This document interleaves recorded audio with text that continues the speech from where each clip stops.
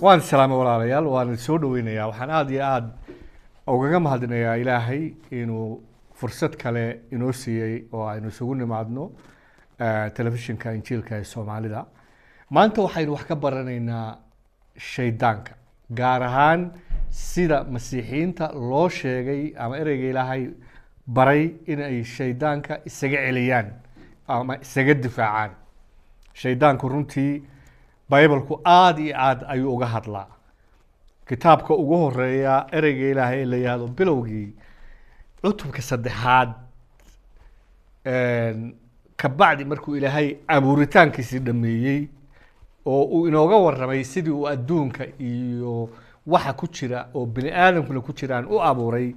isla cutubka saddexaadba wuxuu ku bilaabanayaa shaydaanku isla markiiba wuxuu bilaabay inuu ataago ama uu weeraro abuuritaankii ilaahay ee ahaa perfectiga ama aan inta lahayn ee dembigu aan lahayn inuu weeraro ayuu bilaabay wixii dhacayna waynu ognahay sidaa daraadeed Bible-ku aad ayuu shaydaanka uga hadlaa maanta waxaynu baranaynaa aayad ka mid ah aayadaha injiilka ku qoran oo shaydaanka inooga digaysa waxaa ku qoran aayadaas ibliiska iska celiya wuuna idinka carari doonaa u soo dhawaada ilaah isaguna uu idin soo dhawaan doonaa shaydaanku walaalayaal marka waxaynu ognahay inuu yahay cadowga ilaahay iyo cadowga bini aadanka gaar ahaan kuwa ilaahay rumaysan oo adeeca ee masiixiinta ayuu shaydaanku doonayaa inuu soo gacan geliyo waayo kuwa kale awalba gacantiisa ayay ugu jireen ibliiska ama shaydaanka oo aynu iska celinaa macnaheedu waa inaynu isaga iska difaacno inaynu isaga la dagaalano ama inaynu isaga mucaaradno iska celinta shaydaanku waxay noqon kartaa inaynu isaga marka hore hujuudno oo dagaal ku qaadno iska celinta noocan ah macnaheedu waa inaynu ka adkaano dembiga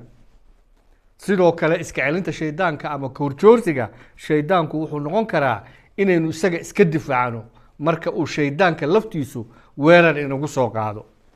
oo sidee ayaynu shaydaanka isaga difaaci karnaa waxaynu isaga difaaci karnaa innaga oo isticmaalayna hubka ruuxiyanka ee uu ilaahayna siiyey waayo walaalayaal shaydaanku waa ruux jir bini aadan male sidaa daraadeed kulama dagaalami karno hub jireed ama hubka bini aadamku isticmaalo ilaahay inoogama uusan digin shaydaanka oo keliya laakiinse wuxuu ina siiyey hub ruuxiyana oo aynu kula dagaalamo ama iskaga celino ama iskaga difaacno shaydaanka oo waa maxay hubkaasi hubka ilaahay ee ruuxiyanka ee uu doonayo inaynu shaydaanka iskaga celino waa maxay ereyga ilaahay ayaa inoo sheegaya waxaa ku qoran injiilka ugu dambaysta waxaan idinku leeyahay ku xoogaysta rabbiga iyo xoogga itaalkiisa oo hubka ilaah oo dhan qaata si aad u awoodaan inaad sirta ibliiska hor istaagtaan waayo inagu lama legdano ama lama dagaalano bini aadan laakiinse waxaynu la legdanaa kuwa madaxda ah iyo kuwa amar kale iyo taliyayaasha dunida gudcurka iyo ruuxyada shar kale oo samooyinka ku jira spiritual warfare ama dagaal ruuxiyana ayaa xaggan laga hadlaya shaydaanka laftiisa ayaa wuxuu leeyahay boqortooyo kala sareysa jinni baa jira shaydaan baa jira wuxuu leeyahay iskama aha wax qasan oo iska yaacaya laakiin wuxuu leeyahay madax buu leeyahay wuxuu leeyahay kuwa u adeegu leeyahay wuxuu leeyahay malaa'igo wuxuu leeyahay bini aadan uu ku adeegto marka wuxuu ku leeyahay waxaynu la dagaalamaynaa ma aha bini aadan caadiya laakiinse waxaynu la dagaalamaynaa waa ruuxyadaasoo leh hab dowladeed u dhisan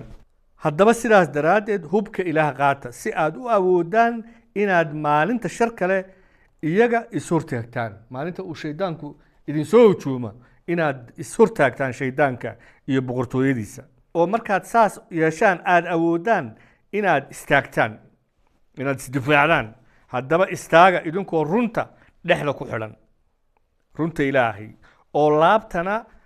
ku xidhan laabdhowrka xaqnimada cagahana gashan isu diyaarinta injiilka nabadda oo weliba waxaad kaloo soo qaadataan gaashaanka rumaysadka kaas oo aad ku awoodaysaan inaad ku wada demisaan kan shar kale fallaadhihiisa ololaya oo dhan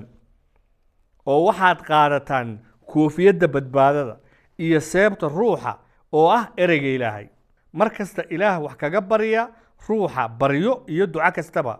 oo taas ku dhowra adkaysasho oo dhan iyo u ducaynta quduusiinta ama masiixiyiinta kale marka walaalayaal halkan wuxuu ka hadlayaa arrin ruuxiyana oo ah inaynu shaydaanka oo ruuxa iska difaacno laakiinse ereyada uu soo qaadanayo wuxuu inagu tusayaa habkii dadkaasi berigii hore iskaga dagaalka u geli jireen berigii hore waxaa lagu dagaalami jiray seef iyo qaanso markaa waxaa la gashan jiray koofiyad baa la gashan jiray weyn laabta waxaa lagu xidhan jiray baal weyn oo gaashaana ya waxa weeye seef baa lagu dagaalami jiray kaba adag oo buudha oo nooc kale ah la xidhan jiray arrimahaas oo dhan ayuu ereyga ilaahay wuxuu ku dabaqayaa waxyaalaha ruuxiyanka ee ay tahay inaynu shaydaanka iskaga difaacno hubka ugu habboon uguna halista badan ee aynu shaydaanka ku weerari karno marka uu dagaal inagu soo qaado aynu iskaga difaaci karno waa ereyga ilaahay ereyga ilaahay ayaynu ku fashilin karnaa beenaha shaydaanka iyo dibandaabyooyinkiisa marka aynu hubkaa isticmaalno oo keliya ayaynu isaga ka adkaan karnaa waayo ereyga ilaahay wuxuu inoo sheegayaa ka uu shaydaanku yahay wuxuu inoo sheegayaa ku ahaan jiray wuxuu inoo sheegayaa beentiisa wuxuu inoo sheegayaa dhammaan siraha iyo siyaalaha kala duwan ee uu isticmaalo siduu bini aadanka ilaahay uga dheereeyo sidaa daraaddeed waa muhiim inaynu isticmaalno seefta ruuxa oo ah ereyga ilaahay maxaa ku qoran aayadda aynu maanta baranayno waxaa ku qoran ibliiska iska celiya wuuna idinka carari doonaa u soo dhowaada ilaah isaguna uu idiin soo dhowaan doonaa iska celinta shaydaanku waa inay la socotaa oo ay ku laran tahay adeecidda ama u dhowaanshaha ilaahay qofka masiixiga ah ee aan ilaahay adeecin ee ku fallaagoobaa iskama celin karo shaydaanka kamana adkaan karo ciise masiix oo shaydaanka wax inooga sheegaya ayaa injiilka ku yidhi tuuggu waa shaydaanke wax kale uma yimaado inuu waxado oo dilo oo halleeyo mooyaane aniguse waxaan u ibi inay nolosho haystaan oo ay badnaan u haystaan haddii aynu masiixiyiin nahay waa inaynu mar kasta xasuusannahay in jiritaanka shaydaanka iyo ficiladiisa sharkalihi ay yihiin xaqiiqo dhaba taasoo ay tahay inaynu ka gaashaamanno inta aynu rumaysadkeenna ku adkaysanayno ama ku adkaanayno waa inaynu ogaanaa inaynan keliyoo la tacaalayn fikrado bini aadan iyo ficilo bini aadan kuwaasoo gaar ahaan inagu nacaya haddaynu soomaali nahay ama inagu colaadinayo rumaysadka aynu masiixa ku qabno ama inagu dilaya marmarka qaarkood gaar ahaan haddaynu nahay masiixiyiinta soomaalida laakiinse waa inaynu eegnaa awoodda shar kale ee colaadda iyo nacaybka ka dambaysa ee isticmaalaysa dadka noocaasa taasoo awoodda shaydaanka injiilku si fiican ayuu taas inoogu caddeeyey oo u tusay ka uu cadowgeenna dhabtaahi yahay waxaa injiilka ku qoran innagu lama legdanno ama lama dagaalanno bini aadan laakiinse waxaynu la legdanaa kuwa madaxda ah iyo kuwa amar kale iyo taliyayaasha dunida gudcurka iyo ruuxyada shar kale ee samooyinka ku jira aayadahani waxay ka hadlayaan in aynaan la dagaalamin bini aadanka dhibaatada inagu haya ee uu shaydaanku isticmaalayo laakiinse inaynu la dagaalamayno oo aynu dagaal ku jirno dagaal ruuxiyana oo ah shaydaanka iyo jinniyadiisa iyo boqortooyadiisa shaydaanku wuxuu leeyahay boqortooyo kala dambaysa oo madax leh halkan wuxuu ugu yeedhay baybalku xoogaga gudcurka iyo ruuxyada shar kale ee samooyinka ku jira kuwa ayaynu la dagaalanaa kuwa ayaa bini aadanka inoo soo adeegsanaya haddii bini aadan ina dhabayo kuwa ayaa jidhkeenna xataa bini aadanka u isticmaalaya inuu doono damacyadiisa jidhka sinoda maxaa la yihahday hanta nacaybka maxaa la yihahday musuq maasuqa waxyaalahaas raaxada bini aadan adduunka waxyaalahaas oo dhan shaydaanka ayaa u isticmaalaya jidhkeenna bini aadanka markaa walaalay ereyga ilahi waxaa ku qoran ibliiska iska celiya uu idinka carari doonaaye muxuu ibliisku u cararaa marka aynu iska celinno waayo wuxuu isagu og yahay inuusan inaga guulaysan doonin marka aynu diyaarka u nahay inaynu isaga dagaal la gallo sidaynu aayadihii hore ka soo akrinay injiilka waxaynu kaliya u baahanahay inaynu hubka ruuxiyanka ee ilaahay ina siiyey gashanno oo ku gaashaamanno mar kasta si aynu isaga celinno shaydaanka oo uga adkaano baqdinta ugu weyn ee shaydaanku waa qofka masiixiga ah ee sida buuxda ugu hubaysan hubka ruuxiyanka ah ee uu ilaahay siiyey ee ka bilaabma sida ereyga ilaahay ku qoran inay qaataan koofiyadda badbaadada taas oo maskaxdeenna iyo niyaddeenna ilaalisa oo ka ilaalisa inuu shaydaanku ku yeesho influence laabdhowrka xaqnimada ayaa ereyga ilaahay odhanaya kaasoo qalbiyadeenna ilaaliya waayo waxaynu ku taagannahay xaqnimada masiixa ee tusaalaha inoo ah masiixiga dhabta oo keliya ayaa hubkan ruuxiyanka xidhan kara waayo waxaa keliya oo hubkan shaydaanka lagaga adkaanayo ee layskaga celinayo waxaa ilaahay siiyaa kuwa isaga saamaxaadda ku helay rumaysadkooda ay masiixa saarteen daraaddeed oo sidaa ilaahay iyaga ku siiyey badbaado iyo nolol weligeeda oo iyaga ku tallaalay xaqnimada masiixa iyo quduusnimadiisa marka aynu gashanno hubka uu shaydaanku aynu iskaga difaacayno ee koofiyadda badbaadada iyo laabdhowrka xaqnimada ayaynu awoodaynaa inaynu isticmaalno hubka kale ee difaaca oo ay ka mid yihiin inaynu diyaar u ahaano inaynu injiilka faafino oo aynu shaydaanka ka xorayno dadka kale oo addoonsiga ku haysto waa sida aanu halkan haddaanu nahay Somali Gospel TV samaynayno inaanu injiilka la qaybsanno Soomaalida mugdiga ku jirta si ay shaydaanka uga xoroobaan marka waxay ka dhigan tahay shaydaankii inaynu iska difaacno iska dhaafe isagii ayaynu dagaal ku qaaday oo meeshiisii ayaynu ugu tagnay hubka kama dambaysta aynu shaydaanka iskaga celinayno walaalayaal waa ducada waxaynu ilaahay ka barinaa awood aynu shaydaanka iskaga celino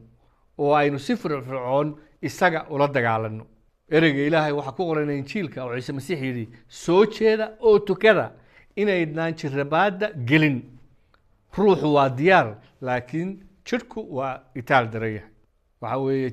jirrabaada shaydaanka si aynu isaga difaacno waa inaynu markasta ilaahay ku xidhannahay oo aynu barino waayo iyadoo oo ruuxeenu marar badan diyaar u yahay inuu ilaahay adeeco oo ilaahay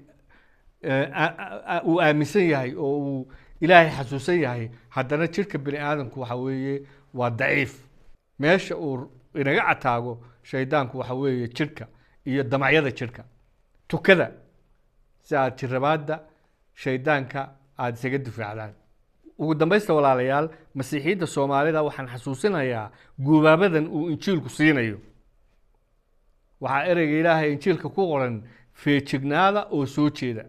ruuxiyan baa laga hadlayaa ma aha inaynu aan urdo lagama hadlayo caadiya waayo cadowgiina ibliiska ahu sida libaax iyaya ayuu u wareegaya oo u doondoona cid uu liqo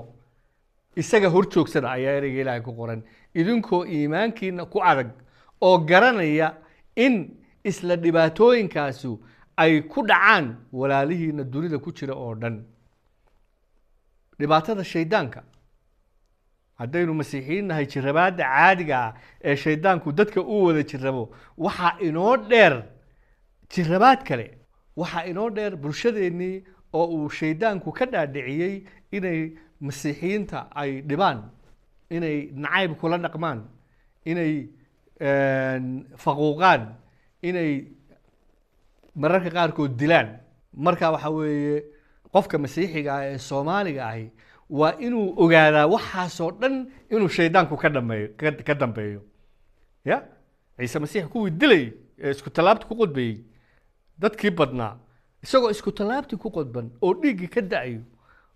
ya oo dhimanaya ayuu saa u fiiriyay muxuu yiri ilaahay uu saamax waxay sameeyaan ma garanayaan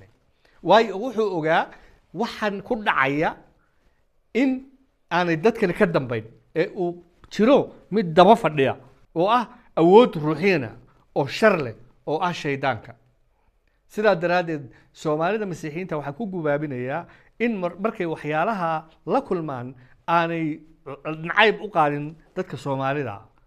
inaanay bitter noqon inaanay noqon dad iyo nacayb kula dhaqma inaanay caayin dhaqanka iyo diinta Soomaalida inaanay shar kaga jawaabin waayo dhibaatadu ma aha dadka aynu xasuusano aayadda aynu hadda soo akhrinay inagu laba dagaalano bini aadan laakiinse waxaynu la leegdanaa ama la dagaalanaa kuwa madaxda iyo kuwa amar kale iyo taliyayaasha dunida gudcurka iyo ruuxyada shar kale oo samooyinka ku jira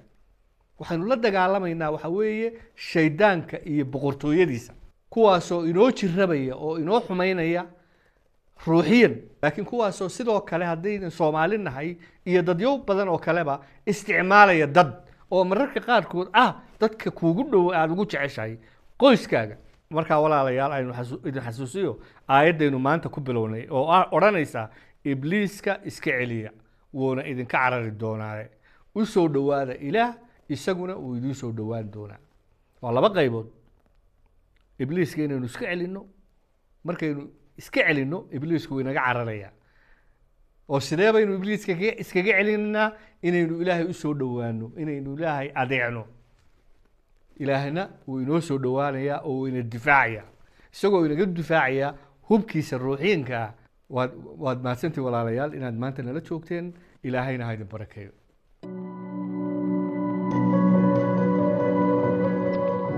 injiilka sida Matayos u qoray cutubka 4 shaydaan baa isku dayay inuu Ciise duufsado goortaasaa ruuxa Ciise cidlada u kaxeeyey in ibliisku jirrabo oo goortuu 40 maalmood iyo 40 habeen soomanaa ayuu dabadeed gaajooday markaasaa duufiyihii u yimid oo ku yidhi haddaad tahay wiilka Ilaah dhagaxyadan ku dheh kibis noqda laakiin wuu u jawaabay oo ku yidhi waa qoran tahay dadku waa inaanu kibis oo keliya ku noolaan laakiin waa inuu eray walba oo afka Ilaah ka soo baxa ku noolaado markaasaa ibliisku magaaladii quduuska ahayd geeyey wuxuuna saaray munaaradii macbudka oo ku yidhi haddaad tahay wiilka Ilaah hoos isu tuur waayo waa qoran tahay malaa'igihiisa ayuu amri doonaa oo gacmahooda ayay sare kuugu qaban doonaan inaanay cagtaadu dhagax ku dhicin Ciise wuxuu ku yidhi haddana waa qoran tahay rabbiga ilaahaaga waa inaanad jirrabin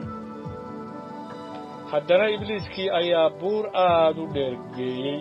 wuxuuna tusay boqortooyooyinka dunida oo dhan iyo ammaantooda wuxuuna ku yidhi waxyaalahan oo dhan waan ku siinayaa haddaad sujuudid oo icaabudid markaasaa Ciise wuxuu ku yidhi shaydaan yahow bax waayo waa qoran tahay waa inaad caabuddo rabbiga ilaahaaga oo waa inaad isaga keliya u adeegto markaasaa ibliiskii ka tegey oo waxaa u yimid malaa'igo wayna u adeegeen Ciise wuxuu degay Kafarnaumtii Galiili markuu maqlay in Yooxana la qabtay ayuu Galiili ku leexday oo intuu Naasareed ka tegey wuxuu yimi oo degay Kafarnaum tan badda agteeda ahayd oo ku jirtay soohdimaha Sebulun iyo Naftali inay noqoto wixii Nabi Isaayos lagaga dhex hadlay isagoo leh dhulka Sebulun iyo dhulka Naftali xagga jidka badda webi Urdunshadiisa Galiili quruumaha ka mid ah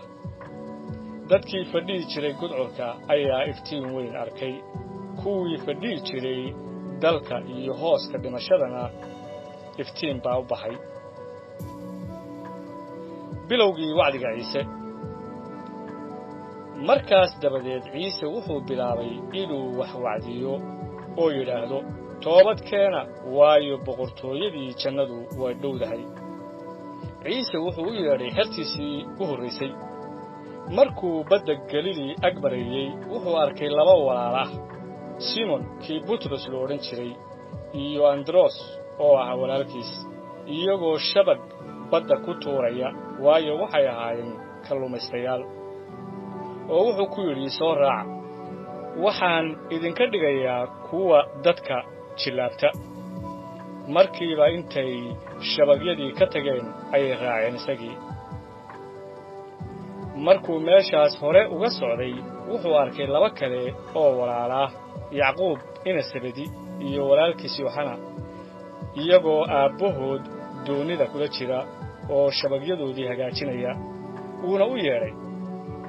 markiiba doonidii iyo aabbahood way ka tageen oo way raaceen ciise wuxuu ku wareegay oo ka shaqeeyay Galili ciise ayaa Galili oo dhan ku wareegay isagoo sunagogyadooda wax ku baraya oo injiilka boqortooyadii ku wacdinaya oo bukaan oo dhan iyo cudur oo dhan bogsiinaya dadka dhexdiisa warkiisuna waa gaadhay Suuriya oo dhan oo waxay u keeneen kuwii bukay oo dhan oo cudurro kala cayn ah iyo silac qabay iyo kuwo jinni qaba iyo kuwo suuxdin qaba iyo kuwa curyaana wuuna bogsiiyey waxaana raacay dad badan oo ka yimid Galili Decapolis iyo Yerusalem iyo Yahuudiya iyo Urdunshadiisa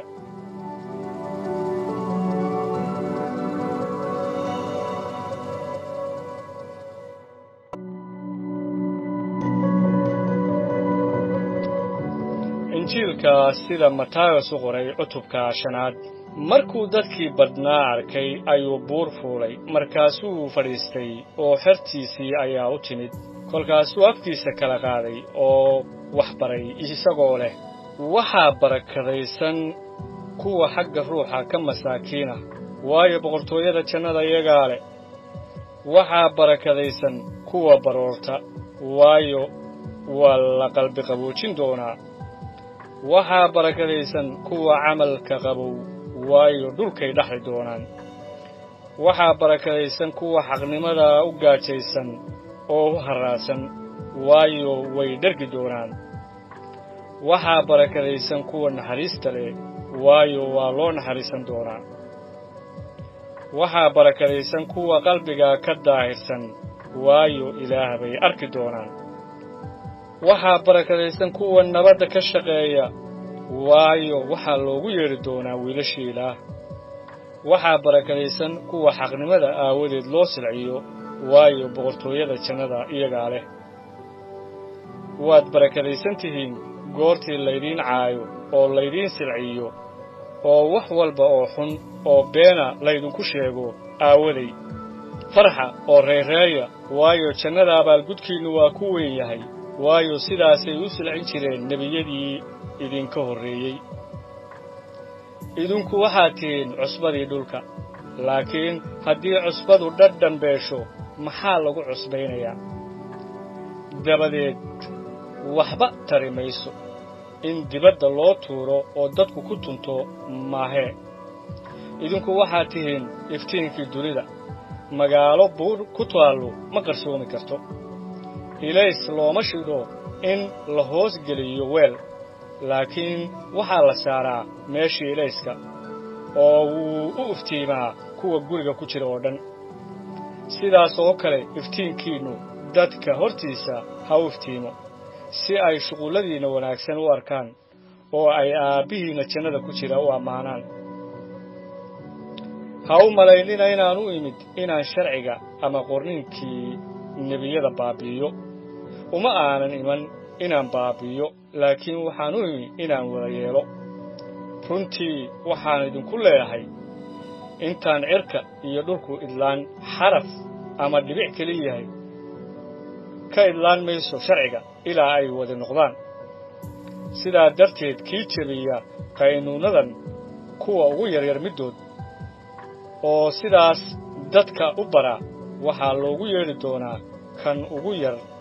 boqortooyadii jannada laakiin kii yeela oo bara waxaa loogu yeedhi doonaa kan weyn boqortooyada jannada waayo waxaan idinku leeyahay xaqnimadiinnu haddaanay ka badnaan tan culimada iyo farisiinta geliba maysaan boqortooyada jannada waad maqasheen in kuwii hore lagu yidhi waa inaadan dhiig qabin kii dhiig qabaa wuxuu galabsadaa xukunka laakiin waxaan idinku leeyahay mid walba oo walaalkiis u cadhooda wuxuu galabsadaa xukunka oo kii walaalkiis ku yidhaahda nacsihow wuxuu galabsadaa in shirka la geeyo oo kii yidhaahda doqonyahow wuxuu galabsadaa jahannamada dabka ah haddaba haddaad hadiyaddaada meesha allabariga keento oo meeshaas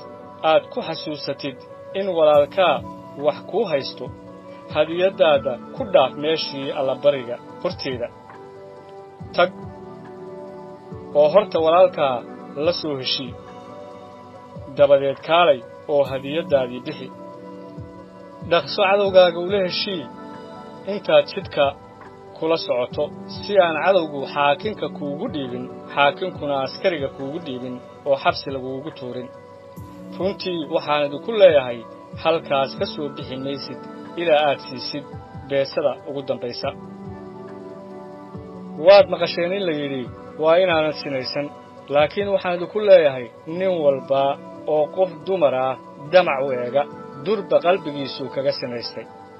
haddii ishaada midig ku xumayso iska bixi oo iska tuur waayo waxaa kuu wanaagsan in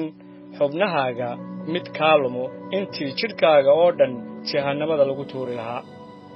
gacantaada midig hadday ku xumayso iska jar oo iska tuur waayo waxaa kuu wanaagsan in xubnahaaga mid kaa lunto intii jidhkaaga oo dhan jahannamada geli lahaa waxaa la yidhi ku alla kii naagtiisa fura warqaddiisa furniinkaa siiyo laakiin waxaan idinku leeyahay mid walba oo naagtiisa fura sababta sinnada aawadeed maahee wuxuu ka dhigayaa inay sinaysato oo kii guursadaa tii la furayna waa sinaystaa weliba waad maqasheen in kuwii hore lagu yidhi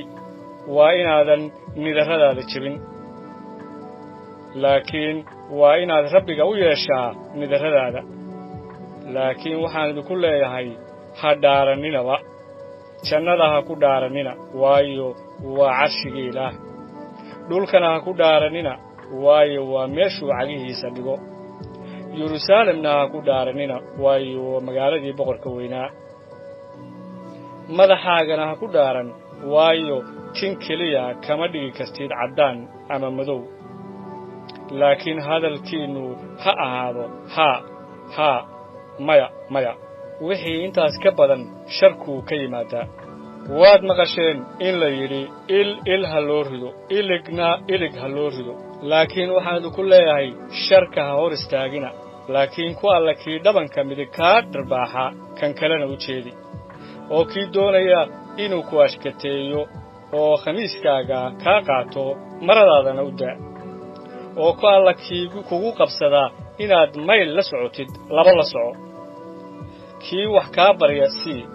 oo kii doonaya inuu wax kaa amaahdo ha ka sii jeesan waad maqasheen in la yidhi waa inaad deriskaaga jeclaatid oo cadowgaaga nibcaatid laakiin waxaan idinku leeyahay cadowyadiinna jeclaada oo u duceeya kuwa idin habaara wax wanaagsan u sameeya kuwa idin neceb oo ilaah u barya kuwa idin caaya oo idin silciya si aad u ahaataan wiilashii aabbihiinna jannada ku jira waayo qorraxdiisa wuxuu u soo bixiyaa kuwa xun iyo kuwa wanaagsan roobna wuu u diiyaa kuwa xaqaa iyo kuwa aan xaq ahaynba waayo haddaad jeceshihiin kuwa idin jecel abaalkee baad leedihiin cashuurqaadayaashu miyaanay sidaas oo kale samayn haddaad salaantaan walaalihiin oo keliya maxaa dheeraada oo aad samaynaysaan dadka kale miyaanay sidaas oo kale samaynin sidaas aawadeed u samaada sida aabbihiinna jannadu u san yahay